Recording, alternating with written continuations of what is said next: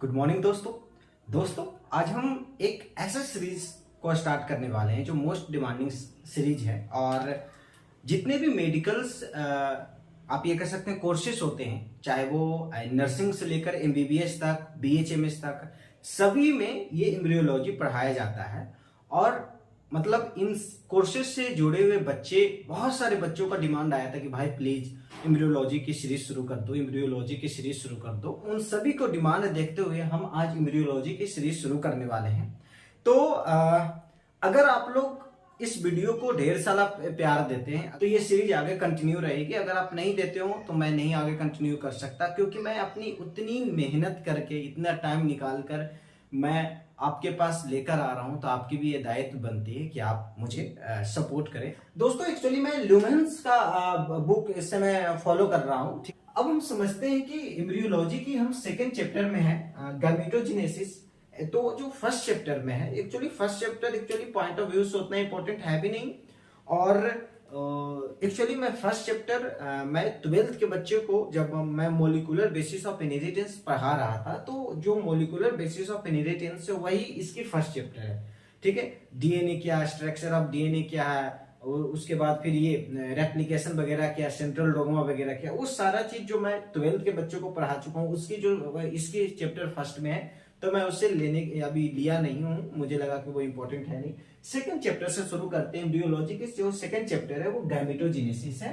Gametogenesis, conversion of germ cell into male and female gamete. ठीक है, अब gametogenesis क्या, उसको समझते हैं कि genesis means formation, gameto means gamete, gamete को यहाँ पे फॉर्मेशन हो रहा है। ठीक है, तो यहाँ पे मतलब हम कह सकते हैं कि formation of conversion of germ cell into male and female gamete, मतलब जो जर्म सेल का कन्वर्जन हो रहा है मेल और फीमेल गैमेट। ठीक है, अब देखो जो मेल गैमेट क्या हो सकता है, मेल गैमेट क्या हो सकता है, मेल गैमेट स्पर्म हो सकता है, और फीमेल गैमेट क्या हो सकता है, ओवम हो सकता है। ठीक है, स्पर्म ओवम ही होगा, अगर मेल की बात करें तो वो स्पर्म होगा, फीमेल की बात करें तो वो ओवम होगा। तो यही बोल रहा है कि जर्म सेल की कन्वर्जन हो रही है मेल और फीमेल गैमेट में, स्पर्म और ओवम में जर्म सेल की कन्वर्जन हो रही है। ठीक है, तो दैट इज कॉल्ड गैमेटोजेनेसिस। ठीक है, दैट इज कॉल्ड गैमेटोजेनेसिस। ठीक है, अब देखो बेसिकली, अब देखो अगर मेल गैमेट की फॉर्मेशन हो रही है, this is called spermatogenesis. Spermatogenesis. अगर फीमेल गैमेट की फॉर्मेशन हो रही है, ओवम की फॉर्मेशन हो रही है, तो ऊजेनेसिस, ऊजेनेसिस। ठीक है, तो अगर मेल गैमेट की फॉर्मेशन हो रही है गैमेटोजेनेसिस के बाद, that is called spermatogenesis. And अगर फीमेल गैमेट की फॉर्मेशन हो रही है, दैट इज कॉल्ड ऊजेनेसिस। ठीक है, चलो अब यहां पे जर्म सेल लिखा हुआ है। ठीक है, बेसिकली मैं आपको बतला देना चाहता हूं कि हमारे बॉडी में दो टाइप के सेल होते हैं। पहला जर्म सेल, दूसरा सोमैटिक सेल। ठीक है, बहुत ध्यान से समझिएगा दोस्तों।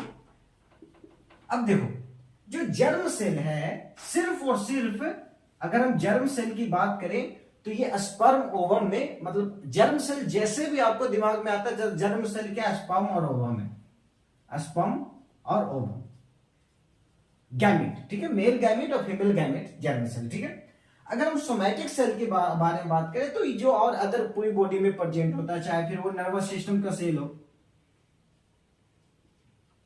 नर्वस सिस्टम, चाहे वो स्किन हो,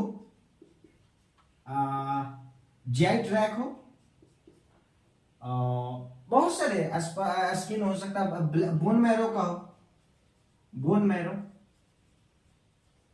ठीक है, तो ये जो nervous system, skin, GI tract, bone marrow, ये सब जो सेल है वो सोमैटिक सेल इसमें पाए जाते हैं। ठीक है, और जो जर्म सेल है स्पर्म ओवम, ठीक है, ये जर्म सेल हो गया। ठीक है, चलिए अब ये सेल हो गया।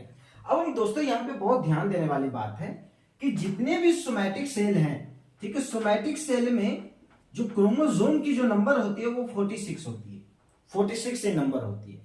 जितने भी सोमैटिक सेल हैं उसमें क्रोमोसोम की नंबर 46 ही नंबर होती है, जो डिप्लॉयड होता है, जो डिप्लॉयड होता है। ठीक है, चलिए अब हम आते हैं कि जर्म सेल में। जर्म सेल में ईच के पास 23 क्रोमोसोम होते हैं। स्पर्म के पास 23 क्रोमोसोम होते हैं और ओवम के पास 23 क्रोमोसोम होते हैं। ठीक है, ये 23 क्रोमोसोम है, इसको हैप्लॉइड कहते हैं, ठीक है, हैप्लॉइड, ठीक है, हैप्लॉइड, ठीक है। ये एन में होते हैं, ठीक है। तो यहां तक अभी आपको क्या समझ में आया कि जो जर्म सेल होते हैं, जर्म सेल का मतलब क्या है कि जहां भी जर्म सेल आया वो अगर मेल में बात करें तो वह स्पर्म हो गया, फीमेल में बात करें तो वो ओवम हो गया। सोमैटिक सेल की बात करें तो ये सब जगहों में पाया जाता है, ठीक है। और इसमें जो क्रोमोसोम की जो नंबर होती है वो 46 होती है, और इसमें जो स्पर्म की जो नंबर होती है, स्पर्म में जो नंबर होती है वो 23 होती है, ओवम में जो नंबर होती है वो 23 होती है, ठीक है। 23 नंबर होता है, 23 नंबर होता है, ठीक है। चलो अब हम ये समझते हैं कि जो जायगोट की फॉर्मेशन होती है इसमें इन दोनों का क्या कंट्रीब्यूशन है, ठीक है। चलो तो एक आते हैं, ठीक है। अब हम स्पर्म ले लिए, ठीक है, स्पर्म ओवम, ठीक है। एक फर्टिलाइजेशन की प्रोसेस होती है, फिर क्या बनता है, जायगोट, ठीक है। चलो अब हम समझते हैं कि देखो जो जायगोट होता है वो 46 इन नंबर होता है, ठीक है, 46 इन नंबर होता है, और वो डिप्लॉयड होता है, ठीक है, डिप्लॉयड होता है, ठीक है। अच्छा दोस्तों, अगर मैं आगे 46 इन नंबर बोलूं, 23 नंबर बोलूं, तो क्रोमोसोम समझना, ठीक है, क्योंकि मैं बहुत जगह मुझे पता है कि मैं 46 इन नंबर बोल देता हूं, क्रोमोसोम ऐड नहीं करता हूं, तो बच्चे कंफ्यूज हो जाते हैं। तो अगर मैं 46 नंबर बोल रहा हूं, 23 नंबर बोल रहा हूं, तो आप क्रोमोसोम ही समझना, ठीक है। चलिए, अच्छा ये जायगोट तो 46 होता है, ठीक है, 46 क्रोमोसोम इसमें प्रेजेंट होता है, ये डिप्लॉयड होता है। तो जायगोट को बनने में स्पर्म ओवम की क्या क्या कंट्रीब्यूशन होती है, तो स्पर्म की 23 क्रोमोसोम पार्टिसिपेट करता है, और ओवम के 23 क्रोमोसोम पार्टिसिपेट करता है। मतलब जायगोट का 46 क्रोमोसोम बनने के लिए 23 क्रोमोसोम स्पर्म के जाता है, कंट्रीब्यूट करता है, 23 क्रोमोसोम ओवम कंट्रीब्यूट करता है, ठीक है। और ये 23 क्रोमोसोम, ये एन है, ये एन है, एन मिलता है तो 2n बनता है, एन मिलता है तो 2n बनता है। N is haploid, haploid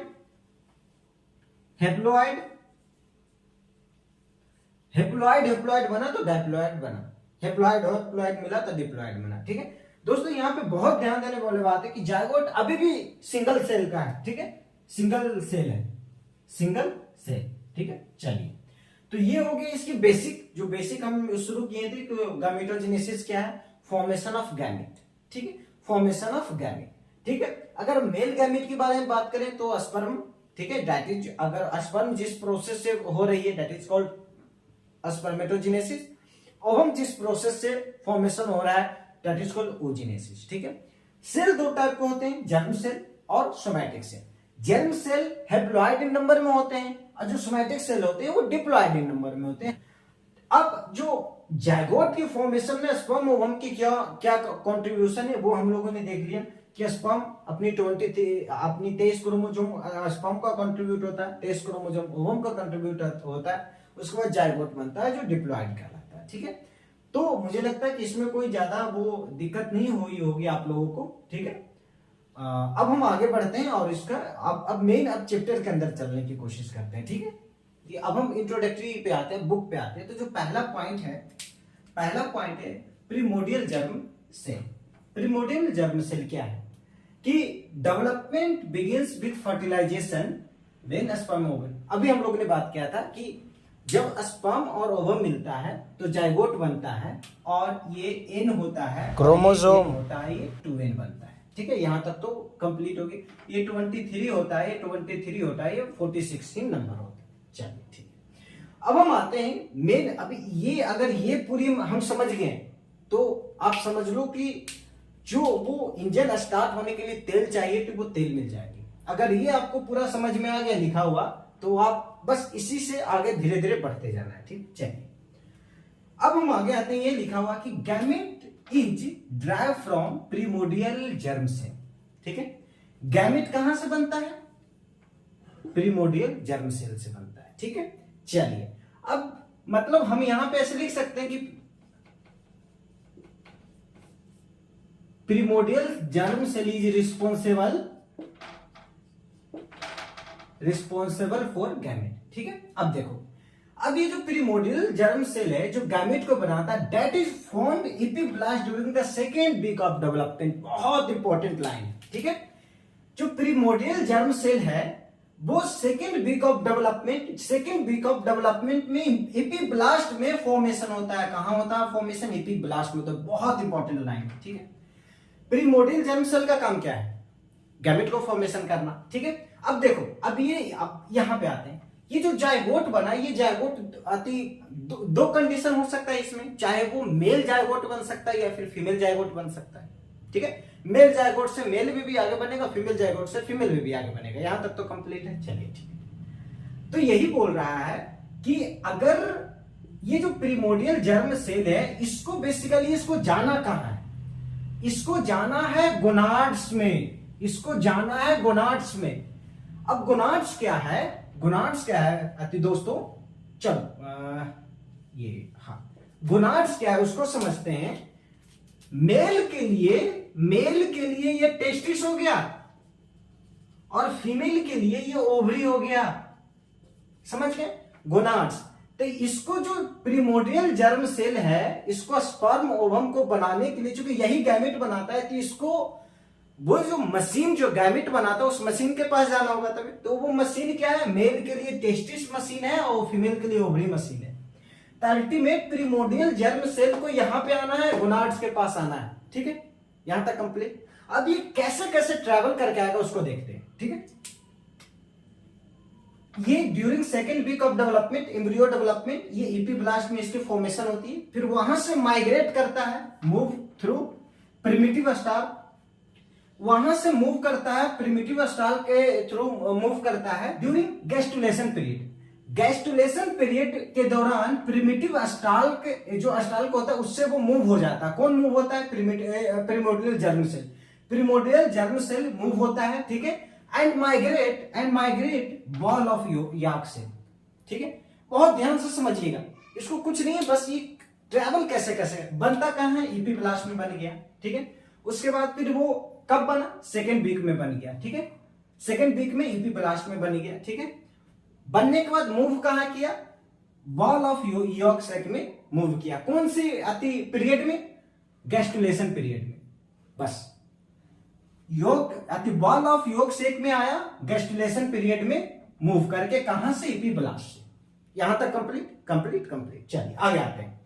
during the fourth week these cell migrate. अब बॉल ऑफ यॉक सेक से मूव करके कहां जाएगा? डेवलपिंग गोनाड्स में, ठीक है। डेवलपिंग गोनाड्स में, ठीक। तो यही बोल रहा है, migrate to the wall of yolk sac में आएगा। फिर उससे फिर फोर्थ वीक में फिर माइग्रेट करेगा। माइग्रेट करके कहां जाएगा? यॉक सेक से माइग्रेट करके गोनाड्स में चला जाएगा। इसका जो फाइनल पोजीशन है दोस्तों वो गोनाड्स ही है। इसका जो फाइनल पोजीशन है वो गोनाड्स ही है, क्योंकि गोनाड्स में ही स्पर्म और ओवम बनता है, गैमेट बनता है। प्रीमोर्डियल जर्म सेल का काम है गैमेट का फॉर्मेशन करना। प्रीमोर्डियल जर्म सेल का काम है गैमेट का फॉर्मेशन करना। तो वो अल्टीमेट मेल, अगर मेल जाइगोट रहा तो वो टेस्टिस में आ जाएगा और जो फीमेल रहा तो ओवरी में चला जाएगा, ठीक है। चलिए यहां तक आ गए। तो अब हम एक बार और देखते हैं। सबसे पहले ये प्रीमोर्डियल जर्म सेल क्या है? जो गैमेट के फॉर्मेशन करता है, ठीक है। चलिए ये बनता कहां है? एपिब्लास्ट में। कब बनता है? सेकेंड वीक में, ठीक है। उसके बाद वो कहां मूव करता है? प्रिमिटिव स्टार के थ्रू कहां मूव करता है? बॉल ऑफ यॉक सेक में, ठीक है। कौन से पीरियड में? गैस्टुलेशन पीरियड में।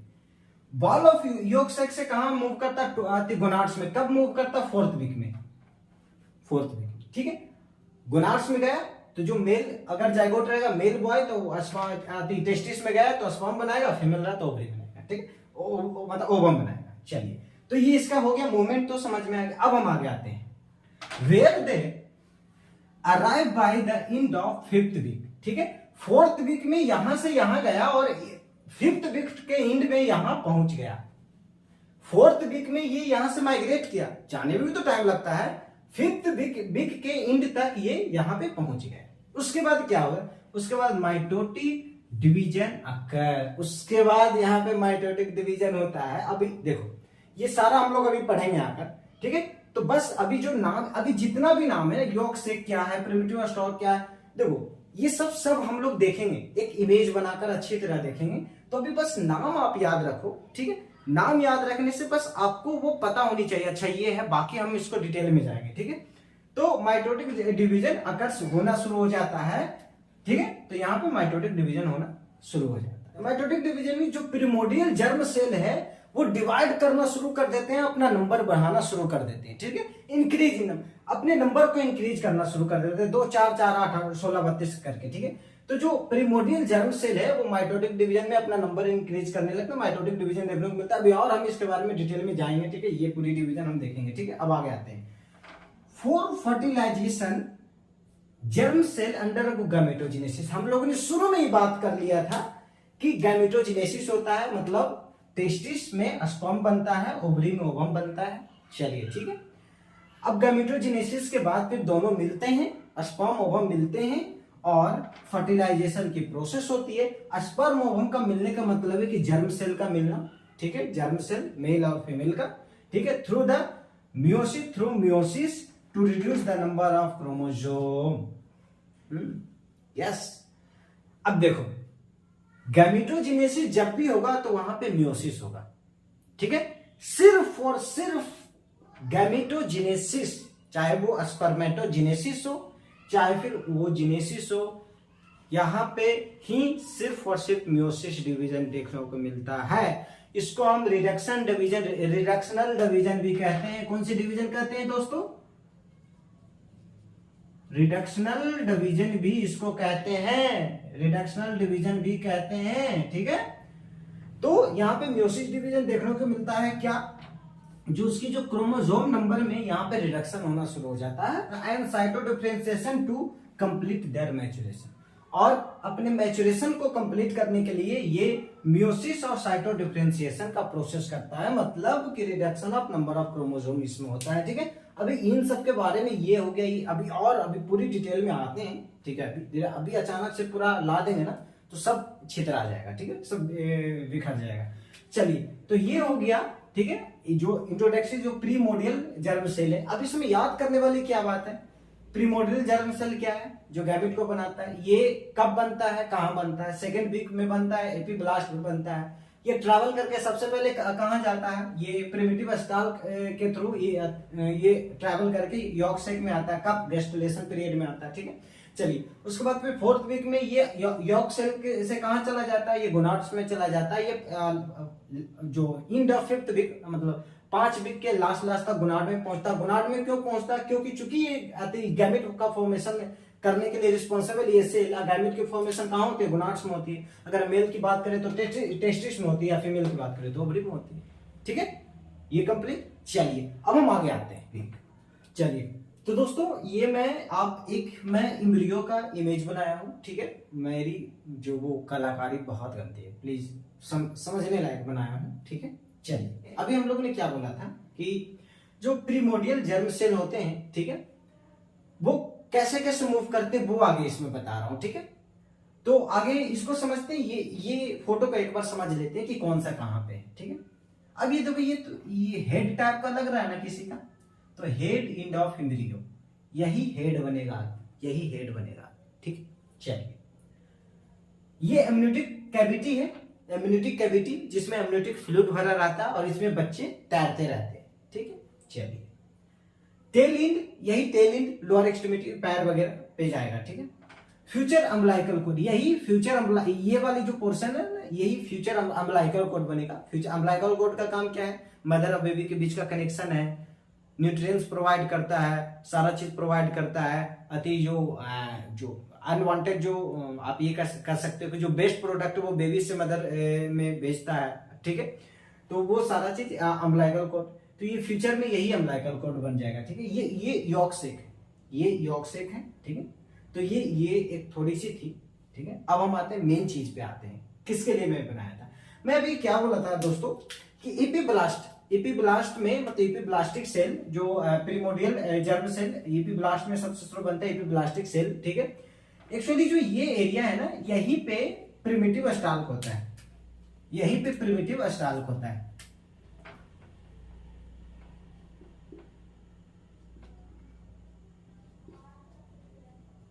ठीक है, यहीं पे प्रिमिटिव स्टाल्क होता है। ठीक है, अब हमने क्या देखा था कि वो मूव करके कहां जाएगा, वो इपिब्लास्टिक सेल जो प्रिमिटिव आती वो प्रीमोर्डियल जर्म सेल मूव करके कहां जाएगा, वॉल ऑफ यॉर्क सेक।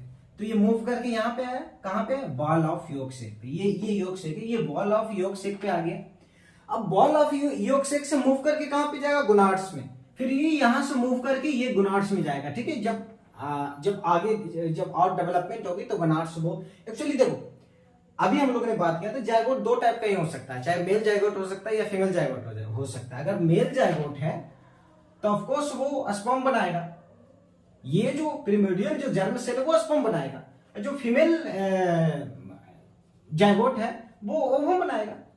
ठीक है, तो अगर ये गोनाड्स में जाएगा तो ये अगर फीमेल है तो ओवम बनाएगा, मेल है तो जो स्पर्म बनाएगा। ठीक है, तो ये यॉर्क सेक में है, यॉर्क सेक से फिर ये गोनाड में चला गया। ठीक है, यॉर्क सेक से ये गोनाड में चला गया। ठीक है, तो इसलिए मैं इतना फोटो बनाया हूं, बुक में भी ये है कि सबसे पहले प्रिमिटिव स्टाल्क के थ्रू वो कहां जाता है, बॉल ऑफ यॉर्क सेक, फिर वॉल ऑफ यॉर्क सेक से गोनाड में चला जाता है। ठीक है, अब देखो, अब ये डेवलपिंग गोनाड्स में तो चला गया।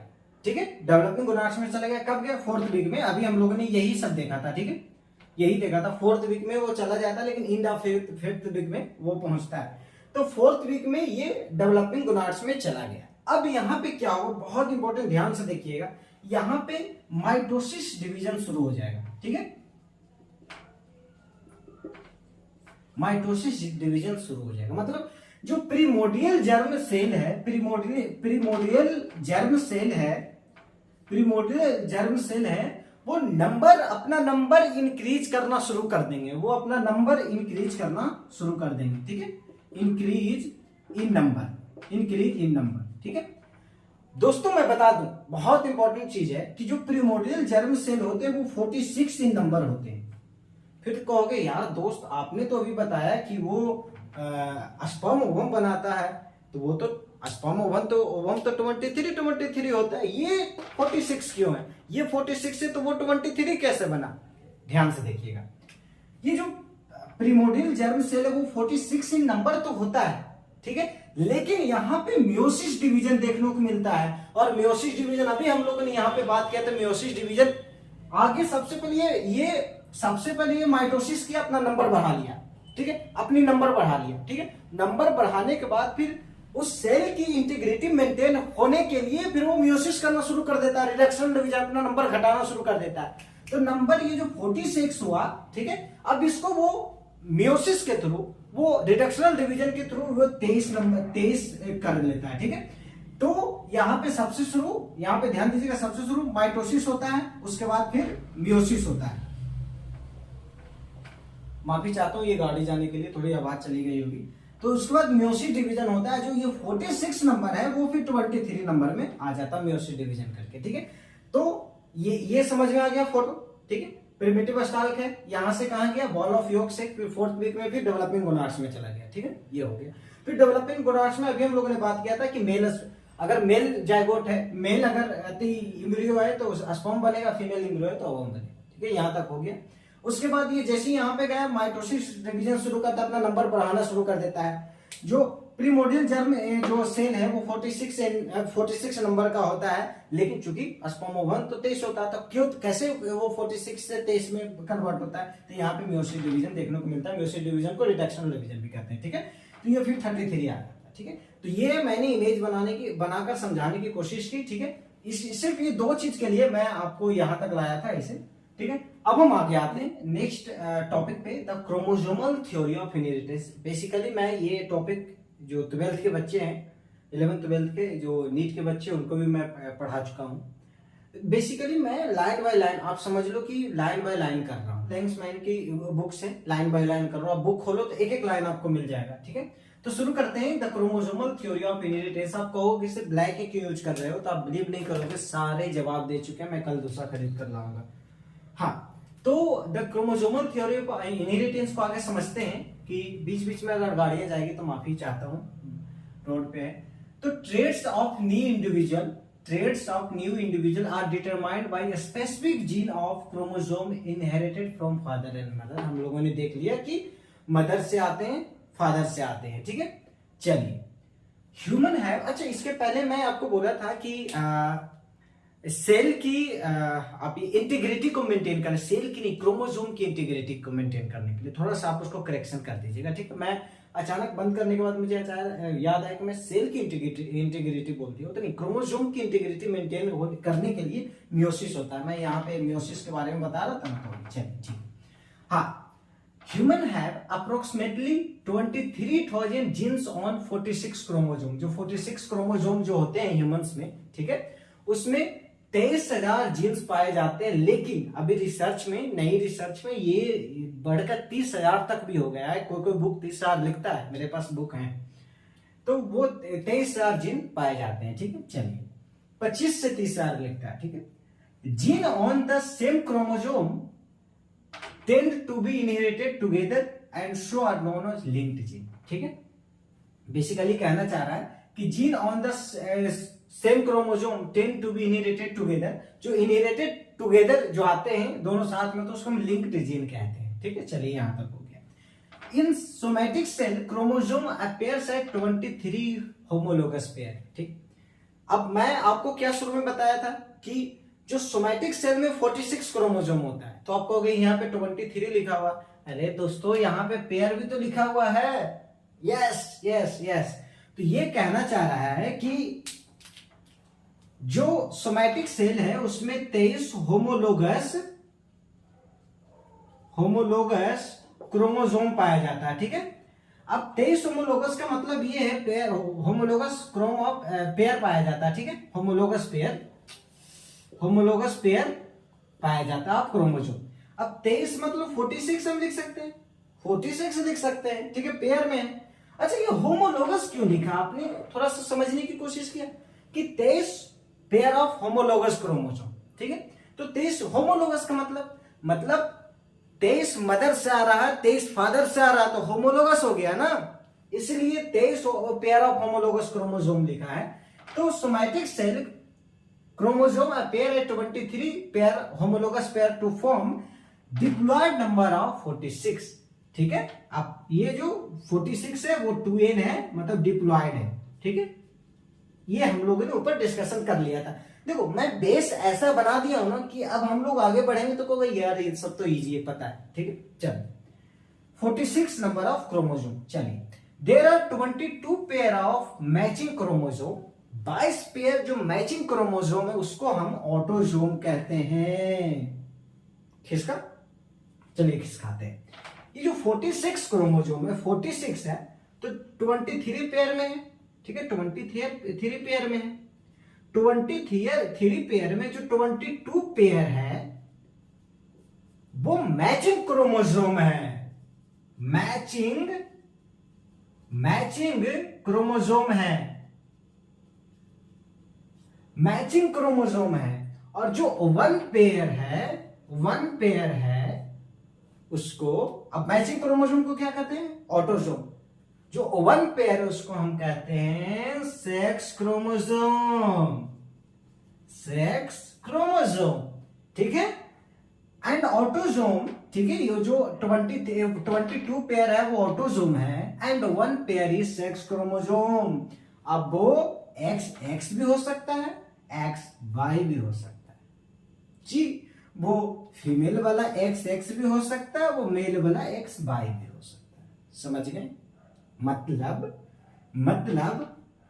22 pair plus XY, 22 pair plus XX भी हो सकता है। समझ गए दोस्तों? 22 पेयर प्लस XY भी हो सकता है और 22 पेयर XX भी हो सकता है। हमको ऐसे नहीं लिखना है दोस्त, हमको दूसरे तरीके से लिखना है। तो हम 44 प्लस XY भी लिख सकते हैं, ये पेयर हटा के, और 44 प्लस XX भी लिख सकते हैं। हो गया? मतलब 44 प्लस XY भी लिख सकते हैं। It is a sex chromosome, it is autosome, ठीक है। चलिए, तो the chromosomal theory of inheritance यही बतलाने की कोशिश कर रहा है कि जो देखो ऊपर वाले तो कुछ नहीं है, डिटरमाइन स्पेसिफिक मदर फादर से आता है, ये पता है। 23,000 जीन है 46 क्रोमोसोम में, 25 से 30 आप लिखना, ठीक है, बुक चेंज हो गया रिसर्च में, ठीक है। Gene of the same chromosome tends to inherited एक साथ आता है, that is the link gene हो गया। ये तो ऊपर कुछ नहीं, ध्यान देने वाली ये है, आप लोग 12th में पढ़ के ये सब आप लोग का एकदम रटा हुआ है, फिर भी चूंकि है तो एक बार रिवीजन के लिए। हाँ, इसमें है कि सोमैटिक सेल 23 पेयर 46 हम लोग देख लिया, ठीक है, उसको इस तरह से होता है, ठीक है। तो ये हो गया the chromosomal theory of inheritance, ठीक है। माइटोसिस, तो शुरू करते हैं माइटोसिस, ठीक है। एक्चुअली हम सब ये पढ़ के आए हैं, ठीक है, तो बस एक रिवीजन है। तो माइटोसिस समझते हैं कि इसकी क्या है फंडा, ठीक है। एक्चुअली बेसिकली ये है कि एक कोई पेरेंट सेल है, ठीक है,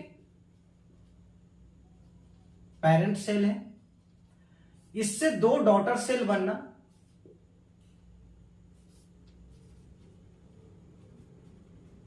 डॉटर सेल, एक पेरेंट सेल है, इससे 2 डॉटर सेल बनना, दैट इज कॉल्ड माइटोसिस, ठीक, यस।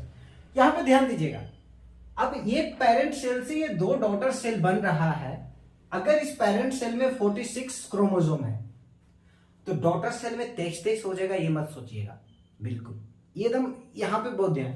अगर ये पेरेंट में 46 क्रोमोसोम है तो डॉटर सेल में भी 46 क्रोमोसोम ही आएगा, दोनों में 46 आएगा, ठीक है। मैं पहला 2 लाइन लिखा हूं, 2 डॉटर सेल प्रोड्यूस, ठीक है, एक पेरेंट सेल से 2 डॉटर सेल बन गया, ठीक है। दूसरा, सेम और equal number of chromosome in daughter cell equal to the parent cell, ठीक है। पेरेंट सेल में 46 है, डॉटर सेल में भी 46 ही आएगा, 46। ऐसा नहीं है कि 2 बन रहा है तो 33 बढ़ जाएगा, नहीं, ऐसा नहीं होगा, ठीक है। चलिए, कौन किसमें बटेगा, हम लोगों ने मियोसिस के बारे में बात की थी अभी, और उसका भी डिटेल देखेंगे, ठीक, इसके बाद। तो ये हो गया, तो ये दो जो पॉइंट में लिखा हूं, अगर ये दोनों आपको याद है तो आप समझो जो माइटोसिस की आपने नब्ज पकड़ लिया, गला पकड़ लिया, ठीक है। तो 2 सेल प्रोड्यूस हो गया, same equal number of chromosome in daughter cell is equal to the parent cell. चलो ये हो गया। अब हम आते हैं अब फेजेस ऑफ माइटोसिस। टोटल कितने फेज हैं? Prophase, prometaphase, metaphase, anaphase, telophase and daughter cell, ठीक है।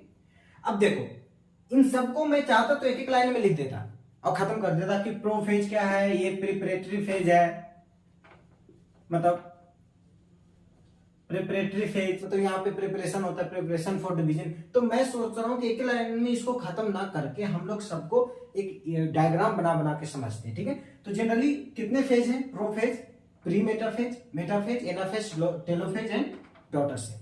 चलिए, अब इतना ये हो गया, ये हो गया। अब हम एक एक फेज को डायग्राम बना कर समझते हैं। तो इसमें याद करने वाली क्या थी, हम चाहते तो एक एक यहाँ पे कर देते हैं, ठीक है, प्रोफेज को यहाँ पे कर देते हैं, बाकी मेटाफेज, प्रोमेटा, मेटा, ये सबको नेक्स्ट करते हैं, ठीक है। चलिए, खाली खाली नहीं तो लगेगा, ठीक है। तो हाँ, तो हम कहां थे?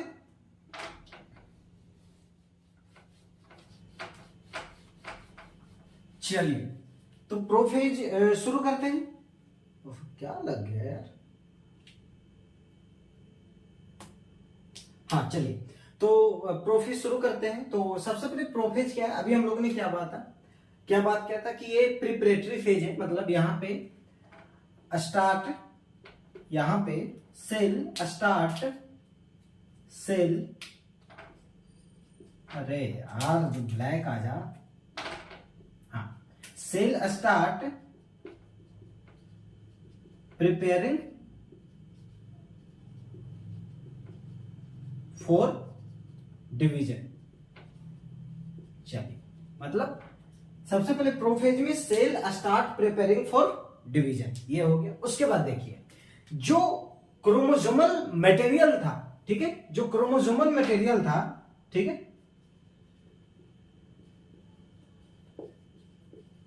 क्रोमोसोमल मटेरियल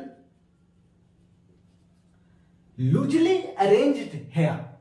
अब क्रोमोसोमल मटेरियल क्या हो सकता है? क्रोमोटिन,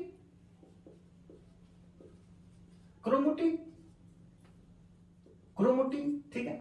तो जो क्रोमोसोमल मटेरियल था, मतलब क्रोमोटिन था, वो लूजली अरेंज्ड है, लूजली अरेंज्ड हेयर, ठीक है, इन द फॉर्म ऑफ क्रोमोटिन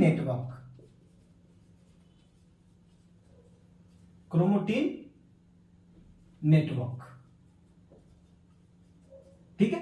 मतलब प्रोफेज क्या है, स्टार्ट मतलब cell start preparing for division, मतलब it is a preparatory phase. इसमें क्या होता है, क्रोमोसोमल मटेरियल जो क्रोमोटीन है वो क्या होता है, लूजली अरेंज्ड हो जाता है in the form of chromatin network. यहां तक तो कंप्लीट हो गया। अब हम आगे आते हैं, ठीक है। अब देखो सेल डिवीजन, अब देखो यहां पे ये है कि कंडेंसेशन ऑफ क्रोमोसोम यहां पे देखने को मिलता है, ठीक है। अब सेल डिवीजन जैसे ही स्टार्ट होता है कंडेंसेशन ऑफ क्रोमोसोम देखने को मिलता है। सेल डिवीजन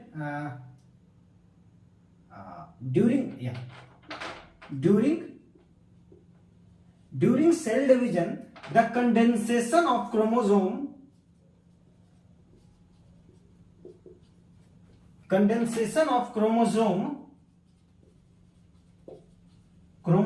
अकर्स, ठीक है।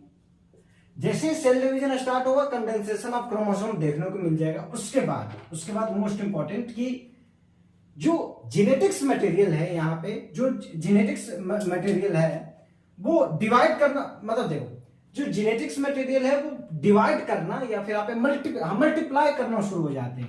हियर इन दिस फेज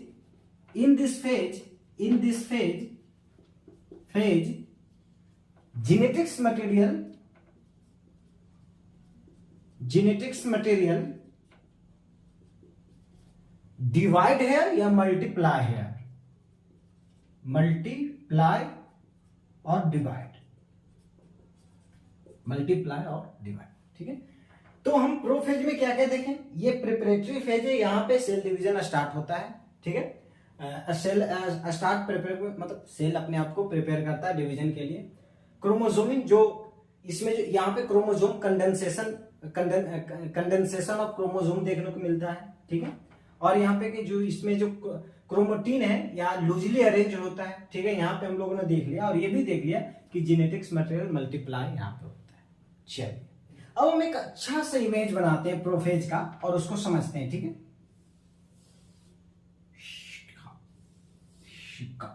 ठीक है, चलिए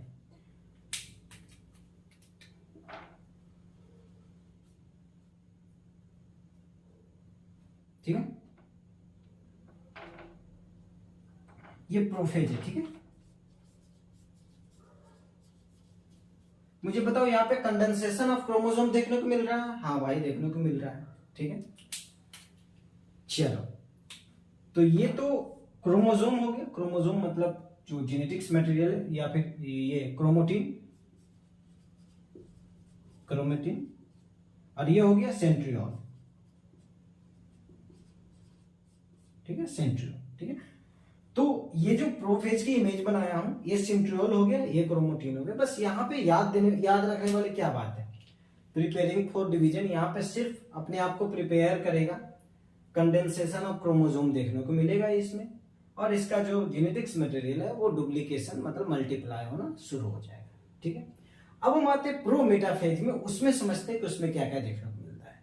तो आते हैं प्रो मेटाफेज, ठीक है। प्रो मेटाफेज में मेटाफेज से पहले का फेज, इसमें कुछ नहीं होता, इसमें formation of a spindle fibre. Basically कोई बुक तो प्रोफेज के बाद मेटाफेज दे देता है, प्रोफेज में ही formation of a spindle fibre दिखा देता है। जिस बुक से हम पढ़ रहे हैं लेगुमेन की बुक से, उसमें प्रो मेटाफेज भी दिखाया गया है, ठीक है। इसमें formation of a spindle fibre देखने को मिलता है। मतलब बेसिकली क्या है कि,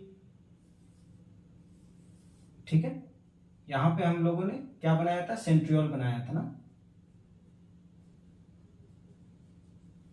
तो अब ये जो है ना, अब देखो प्रोफेज में ही जो सेंट्रियोल है वो अपनी पोल की तरफ मूवमेंट करना, पोल के तरफ मूवमेंट करना शुरू कर देता है, ठीक है। मतलब ये अपनी पोल के तरफ जाना शुरू हो जाता है, ठीक है, अपनी पोल की तरफ जाना शुरू हो जाता है। तो जैसे वो अपने पोल पे पहुंचता है ना, ठीक है, मतलब पूरी नहीं पहुंच पाता है, तो समझो कि यहीं पे है, ठीक है, समझो यहीं पे है। ठीक है। तो ये स्पिंडल फाइबर, ये देखो ये घसक गया, ये स्पिंडल फाइबर बनना शुरू हो गया। बेसिकली यहाँ पे ये आपको होगा कि एक था, आपने दो क्यों बना दिया, ठीक है। अब इसको समझते हैं, थोड़ी बारीक चीज है, आप थोड़ा समझने की कोशिश करना मैं क्या बोल रहा हूँ, ठीक। बेसिकली बात है कि एक पेरेंट सेल है, ठीक है, पेरेंट सेल है, दो डॉटर सेल बना, ठीक है, दो डॉटर सेल बना। पेरेंट सेल में 46 क्रोमोसोम है और डॉटर सेल में भी 46 क्रोमोसोम है। अब ये दोनों डिवीजन में गए तो दोनों क्रोमोसोम मिलकर 92 क्रोमोसोम बन जाएगा, 92 क्रोमोसोम बन जाएगा, जो कि आइडियल सिचुएशन नहीं है। मतलब फिर तो ये पता नहीं क्या कौन सी मोनेस्टर तैयार हो जाएगा, ठीक है। तो 92 बन जाएगा, 92 क्रोमोसोम। तो बेसिकली कह रहा है कि यहाँ पे मैं वो लिखा था कि मल्टीप्लिकेशन ऑफ जेनेटिक्स मटेरियल, जो जेनेटिक्स मटेरियल है, क्रोमोसोम है, उसकी मल्टीप्लिकेशन होना शुरू हो जाती है। मतलब ये क्रोमोसोम कैसा हो जाता है, यहां पे ऐसा हो जाता है। मतलब फिर जो मल्टीप्लिकेशन ऑफ जेनेटिक क्रोमोसोम की मल्टीप्लिकेशन है, फिर अब ये हो गया 46, मतलब 23rd पेयर, ठीक है। अब ये हो गया, तो ये फिर ये हो गया, फिर जो सेंट्रियोल है, ठीक है, जो सेंट्रोमेयर है, वो अपने पोल की तरफ डिविएशन करना शुरू कर जाएंगे, ठीक है। चलिए अब हम आते हैं मेटाफेज। मेटाफेज को समझते हैं, ये यही कहना था, ठीक है, यही बताना था। चलिए यहां पे मेटाफेज का इमेज बनेगा, ठीक है। अब हम आते हैं मेटाफेज, ठीक है। Metaphase complete disintegration of nucleus involve, मतलब complete disintegration of nucleus involve disintegrate हो जाएगा। अभी मैं इमेज बनाऊंगा।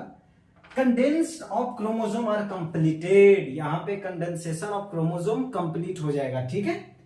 Chromosome spread in cytoplasmic cell, जो क्रोमोसोम है वो साइटोप्लाज्म, जो सेल के साइटोप्लाज्म में स्प्रेड हो जाएगा। मॉर्फोलॉजी ऑफ क्रोमोसोम से, यस, एक्चुअली यहां पे क्रोमोसोम की मॉर्फोलॉजी आप इजीली देख सकते हो माइक्रोस्कोप से। ये नीट में पूछा गया क्वेश्चन है कि कौन सी फेज में हम क्रोमोसोम की मॉर्फोलॉजी इजीली देख सकते हैं। तो मेटाफेज में क्रोमोसोम की मॉर्फोलॉजी हम इजीली देख सकते हैं, ठीक है। चलिए सॉरी, तो क्रोमोसोम की मॉर्फोलॉजी इजीली देख सकते हैं। All chromosome arrange in equatorial plate, हो गया। चलिए बनाते हैं इसका इमेज। तो सबसे पहले हम सेंट्रियोल बना लेते हैं, सेंट्रियोल बन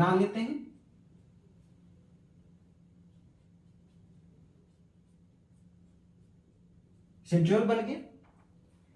चलिए अब कंडेंसेशन ऑफ क्रोमोसोम कंप्लीट, मतलब यहां पे क्रोमोसोम देखना शुरू हो गया, ठीक है। अब देखो, यहां ध्यान से देखिएगा प्लीज।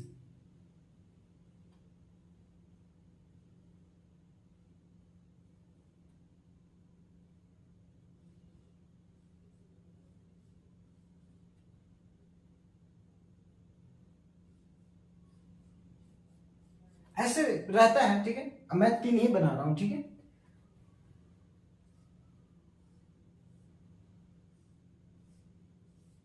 ठीक है,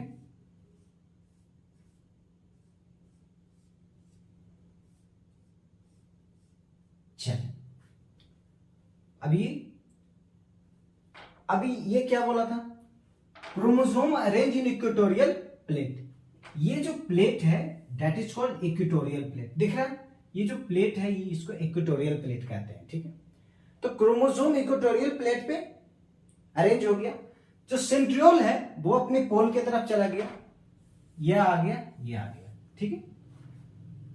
मॉर्फोलॉजी ऑफ क्रोमोसोम सिम, जो क्रोमोसोम की जो मॉर्फोलॉजी है, ये वाली मॉर्फोलॉजी वो दिखने लगी, ठीक है। Condense of chromosome are complete, condensation complete होगा तो ही तो दिखेगा ब्रो, ठीक है। तो ये दिखने लगा। कंप्लीट डिसइंटीग्रेशन अपने, अब यहां पे न्यूक्लियर मेम्ब्रेन खत्म हो गया, that is the metaphase. Metaphase में क्या क्या देखने को मिल रहा है एक बार और से, ठीक है। Disintegration of nucleus member, condensation of chromosome is completed, उसके बाद इक्वेटोरियल प्लेट पे चले जाना और सेंट्रियोल अपने पोल पे चला जाता है। चलिए ये कंप्लीट हो गया। अब हम आते हैं मेटाफेज के बाद एनाफेज में, ठीक है।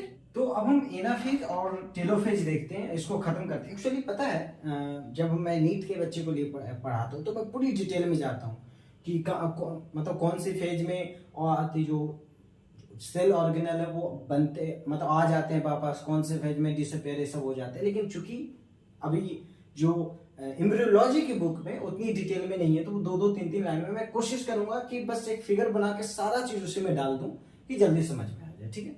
चलिए अब एनाफेज की बात करें तो each chromosome arrange at metaphasic plate, ठीक है। अभी मैं बनाता हूं second, centromere split and chromatid separate, ठीक है, and chromatid move to opposite pole. मतलब बेसिकली कह रहा है इस क्रोमोसोम अरेंज इन मेटाफेजिक। अभी हम लोगों ने क्या देखा था मेटाफेज में, क्या देखा था, ठीक है, कि मेटाफेज में देखा था कि मतलब अपने अपोजिट पोल पे चले गए, ठीक है, बीच में जो क्रोमोसोम आ गए, इक्वेटोरियल प्लेट पे क्रोमोसोम आ गई, ठीक है। अब ये बोल रहा है कि इस chromosome arrange at metaphasic plate, वो जो क्रोमोसोम बनी थी वो डबल स्टैंडर्ड बनी थी, ठीक है, डबल स्टैंडर्ड बनी थी, या ध्यान दीजिएगा, ठीक है। तो वो अब देखो इसमें क्या बोल रहा है, इसमें ये बोल रहा है, ध्यान से देखिएगा आप लोग, ठीक है। चलिए पोल बना लिया, सेंट्रियोल बना लिया। अब ये बोल रहा है कि etch chromosome arrange at metaphasic plate, इसमें है कि इस क्रोमोसोम मेटाफेजिक प्लेट पे अरेंज रहेगा, ठीक है, जैसे कि अभी हम लोगों ने देखा सेंट्रोमेयर स्प्लिट एंड क्रोमोटिड। अब देखो अब जो ये जो क्रोमोसोम है ये ध्यान दीजिएगा, अभी हम लोगों ने क्रोमोसोम क्या देखा था, ये था, ठीक है,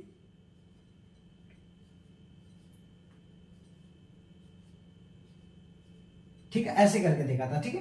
तो ये क्रोमोसोम 46 टोटल है, ऐसे लंबा लंबा चले जाते हैं, ठीक है। अब जो ये एनाफेज में ये होता है कि जो क्रोमोसोम देखो, chromatid moves to opposite pole, chromosome split है, जो क्रोमोसोम स्प्लिट होना शुरू हो जाता है। मतलब ये जो क्रोमोसोम है, ये जो डबल स्टैंडर्ड है, डबल स्टैंडर्ड फिर वो सिंगल स्टैंड बन जाते हैं, ये ऐसे हो जाते हैं, ऐसे हो जाते हैं, ऐसे हो जाते हैं, ठीक है, ऐसे हो जाते हैं, ऐसे ऐसे, ठीक है। अब ये जो क्रोमोसोम थे वो डबल स्टैंडर्ड थे, वो सिंगल स्टैंड स्प्लिट कर जाते हैं, अलग अलग हट जाते हैं और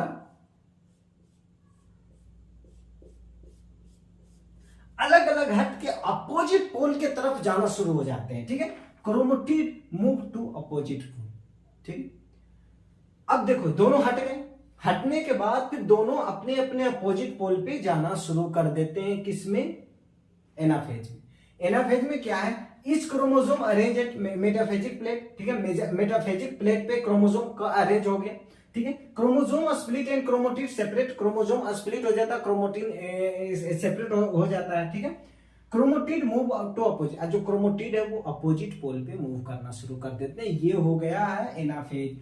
ये इधर चला जाएगा दोस्तों, ये इधर चला जाएगा, ये इधर चला जाएगा दोस्तों, ये इधर चला जाएगा, ठीक है, अपोजिट पोल। अब हम टेलोफेज में आते हैं, final stage, decondense of chromosome loose their individuality, तो नो क्रोमोसोम सी, ठीक है। अब बेसिकली ये कहना ये चाह रहा है जो टेलोफेज में उसको समझते हैं, ठीक है। ये लाइन को अगर छोड़ भी दें तो अब जो सेंट्रियोल है, अब सब सारे क्रोमोसोम यहां पे आ गए, ठीक है,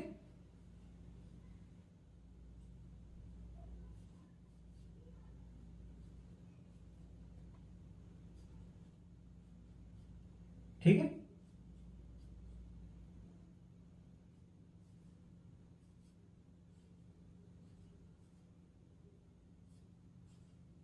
इस समझ लो, ठीक है, यहां पे भी आ गए, अरे यार बादल, चलो अब ये क्रोमोसोम आ गए, ठीक है। अब ये क्रोमोसोम आ गए तो इसके आसपास से एक अलग सी न्यूक्लियर मेम्ब्रेन डेवलप हो जाएगी, सारे आती सेल ऑर्गेनल आ जाएगा, इसके तरफ एक अपनी सेल ऑर्गेनल आ जाएगी, दोनों का न्यूक्लियर मेम्ब्रेन आ जाएगा, ठीक है, न्यूक्लियर मेम्ब्रेन, सेल मेम्ब्रेन सब आ जाएगा, ठीक है, यहाँ पे।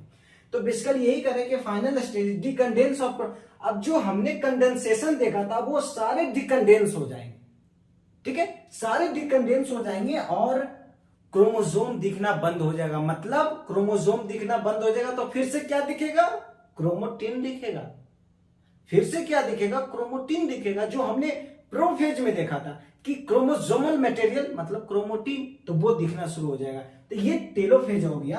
अब ये जो टेलोफेज है, टेलोफेज है वो अपना अपना तरफ चला गया, अपना अपना तरफ चला गया। यहीं पे अति सेल मेम्ब्रेन आ जाते हैं, न्यूक्लियर मेम्ब्रेन आ जाते हैं, सारे अति सेल ऑर्गेनल आ जाते हैं, गोल्जी माइक्रो सब आ जाते हैं यहाँ पे, ठीक है। अब जो लास्ट स्टेज है कि डॉटर सेल। डॉटर सेल, अब ये तो बन गया, अब 2 बन गया तो मतलब समझो ये 2 डॉटर सेल बन गया, मतलब एक सेल ये हो गया, ठीक है। फिर से वो प्रोफेज से पहले जो प्रोफेज का जो सेल बनाए थे, ये देखो 2 डॉटर सेल। याद है हम लोग प्रोफेज शुरू किए थे तो पेरेंट सेल था, पेरेंट सेल से दो डॉटर सेल बना ना, पेरेंट सेल से 2 डॉटर सेल बना, हम लोगों ने देख लिया, ठीक है। तो यहां पे हमें 2 डॉटर सेल मिल गया। अब ये जो डॉटर सेल है, अब ये भी अपना एक अलग माइटोसिस करेगा, ये भी अपना अलग माइटोसिस करेगा, इससे भी 2 बनेगा, इससे भी 2 बनेगा, वो ऐसी प्रोसेस चलती रहेगी, साइकिल चलता रहेगा, ठीक है। तो हम लोगों ने देखा टेलोफेज में कि अपना अपना इंडिविजुअलिटी अपने अपने तरफ चला गया, फिर उसमें सारा चीज आ गया, उसमें आ गया और वो डॉटर सेल बन गया, उसमें उसका सेल मेम्ब्रेन आ गया, न्यूक्लियस मेम्ब्रेन आ गया, उसमें सारा आदि सेल ऑर्गेनल आ गया, सब चीज जो एक सेल के अंदर होता है वो सारा अपना अपना दोनों का आ गया, डॉटर सेल बन गया, नया सेल बन गया। तो जो पहला हम लोगों ने देखा था कि 2 डॉटर सेल प्रोड्यूस होता है माइटोसिस में, हुआ कि नहीं? कहोगे हाँ दोस्त हो तो गया, हो गया। फिर मैं कहूंगा कि इक्वल क्रोमोसोम होता है पेरेंट का, तो पेरेंट का 46 था दोस्त शुरू में, ठीक है, जो हमने प्रोफेज में बनाया था। डॉटर का भी 46 है। कहोगे यार यहाँ पे तो 2 बना, तो क्रोमोसोम को डबल होना चाहिए, लेकिन हमने ये भी बोला था प्रोफेज में कि multiplication of genetics material, multiplication of genetics material, तो मल्टीप्लिकेशन ऑफ जेनेटिक्स मटेरियल हुआ 46 आ गया। एक्चुअली 46 है, तो आप कहोगे कि यहाँ पे 23 आना चाहिए, 2 हो गया, लेकिन हमने प्रोफेज में क्या बोला था कि यहाँ पे मल्टीप्लिकेशन ऑफ जेनेटिक्स मटेरियल भी होगा, डुप्लीकेशन ऑफ जेनेटिक्स मटेरियल भी होगा, ये ध्यान देने वाली बात है। और वही जो मल्टीप्लिकेशन डुप्लीकेशन हुआ, उसके बाद फिर 46 वापस आ गया।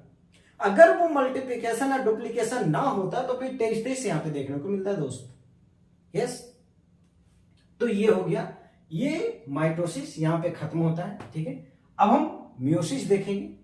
तो आज की जो फर्स्ट लेक्चर है वो यहीं पे खत्म करते हैं, ठीक है। फर्स्ट पार्ट यहीं पे खत्म करते हैं, सेकंड पार्ट मैं कंटिन्यू शूट करूंगा अभी, तो फिर सेकंड पार्ट में मिलते हैं।